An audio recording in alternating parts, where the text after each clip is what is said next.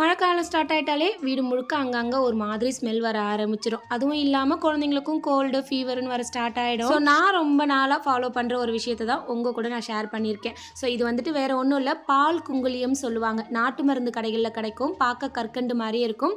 அது கூடவே பச்சை கற்பூரமும் எடுத்திருக்கேன். இது ரெண்டுத்தையும் தான் இன்றைக்கி நான் ஆட் பண்ண போகிறேன். சாம்பிராணி போட நெருப்பு தேவைப்படும். அதுக்கு வந்துட்டு தேங்காவோடு வந்துட்டு நல்லா வந்து நெருப்பு மூட்டி எடுத்திருக்கேன்.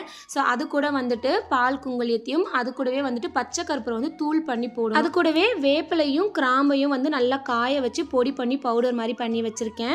அது போடும் போது அந்த ஸ்மெல் வந்துட்டு பச்சை கற்பூரத்தோட சேர்த்து நல்ல ஒரு ஸ்மெல். நார்மல் சாம்பிராணி போடும் போது கண்ணு எரியும், நிறைய புகை போடும் போது ஒரு மாதிரி மூச்சு முட்டுற மாதிரி இருக்கும் இல்லைங்களா? இந்த மாதிரி புகை போடும் போது அந்த மாதிரிலாம் எதுவுமே இருக்காது. தம்பி பாப்பாக்கு எப்போ தலை குத்தினாலுமே கண்டிப்பாக இந்த சாம்பிராணி போட்டுருவேன். உங்களுக்கு சாம்பிராணி போடுறது ஒத்துக்கும் அப்படின்னா நீங்களும் ட்ரை பண்ணி பாருங்க, கண்டிப்பாக நல்ல ஒரு எஃபெக்ட் இருக்கும். தம்பி பாப்பாக்கு போட்ட கையோட அப்படியே வீடு ஃபுல்லாக சாம்பிராணி காமிச்சியாச்சு. நல்ல ஒரு பாசிட்டிவ் வைப் இருக்கும்.